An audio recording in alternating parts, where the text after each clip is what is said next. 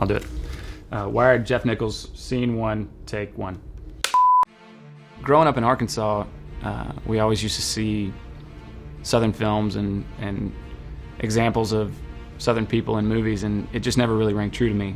When I set out to start to make contemporary Southern films, I just made rules for myself. I would never have a score with any banjo in it. If people tried to affect any accent, I would just crush it. I didn't really know what I was doing at that point. I just was kind of going on instinct, and my instincts were to try and reflect things around me as honestly as possible.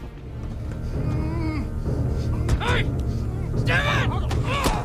Obviously, if you're making a revenge film, which is what Shotgun Stories is, you're gonna have violence in it. But I felt like at the time that I was making this film, violence was treated almost as an art form. The way you would choreograph these violent scenes, it seemed to be dishonest.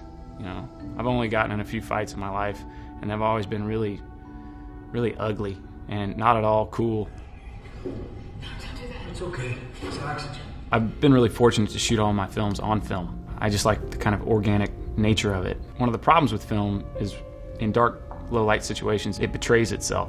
You start to have to bring in a lot of extra lights just in order to get an exposure. For this particular scene, I was really aggressive with my cinematographer. We were sealed off in this shipping container, and I said, look, here's the deal. We're only gonna light this with this one Coleman camping lantern. If you look, there's a little bit of light on the floor. I let them put one light back there, and to this day I hate it. There are a lot of people that hate the ending of that movie. In fact, there are people that really love this movie that hate the ending of that movie. I'm not really big on plot. I think plot's a little overrated. I don't really care about endings either. What I care about as a filmmaker is taking emotion and transferring it to the audience. It's really tough making movies. And so I feel like if you can wrap your hands around a palpable feeling in the script phase and get it all the way through this gauntlet of a filmmaking process, then I think you're successful. Put that around your bed at night. Snake won't cross braided rope. Thanks. I'm terrified of snakes. I've been scared of snakes my whole life. I was in junior high on a church retreat trip, and I was speaking to this older gentleman who was a Cherokee, and he told me this story about putting a braided rope around your bed at night and that a snake won't crawl over a braided rope.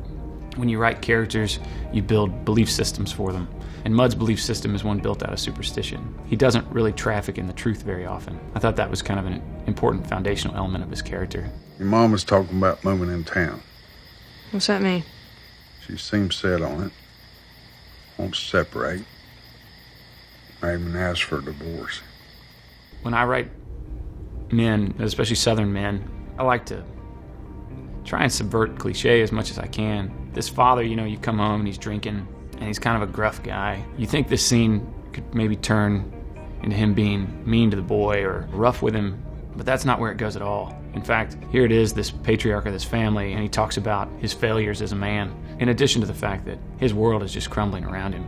But for me, it's really about this father showing his weaknesses. 8-year-old boy. He was abducted from his home near El Dorado, Texas. It's time. You ready? Yeah. Please call 911 with any information. We will keep you updated as we Okay. I don't know where I got this from, but it was probably an urban legend. I heard that in Arkansas, they used to run drugs in the middle of the night, and the way they would do it is get really fast, souped-up cars, turn all the lights off, and then put on night vision goggles. I have no idea if that's true, but it sounded cool, and it felt like a cool way to open a movie. So I kind of designed this opening that would put these guys on a very fast trajectory in the middle of the night with no lights on. It seemed to kind of, I don't know, summarize this feeling that the title kind of summarizes too. Like a midnight drive-in movie, a sci-fi movie I might have grown up on, like E.T. or Close Encounters or Starman. A critique of a lot of my films is that they're slow, and I suppose they are, but with this film I wanted to make a film that was propulsive. I wanted to make a chase movie. In order to do that, I would build this massive story. All of these things happening in the beginning, all of these things happening at the end, and then I would just lop off both sides of those, and we would just start in the middle. I think it kind of activates the audience's mind. They're immediately starting to ask these questions, trying to connect these dots, and that was the goal of Midnight Special. I think I would have done really well in like the 1950s or 1940s in the film industry. I think I would have gone out to LA. I think I would have studied under other directors and tried to find some ladder to climb up. But that's not the world we live in now. I'm a director because I directed a movie. And if I have any advice for people, it would be go write something, go direct it. If that's what you have a desire to do, go do it.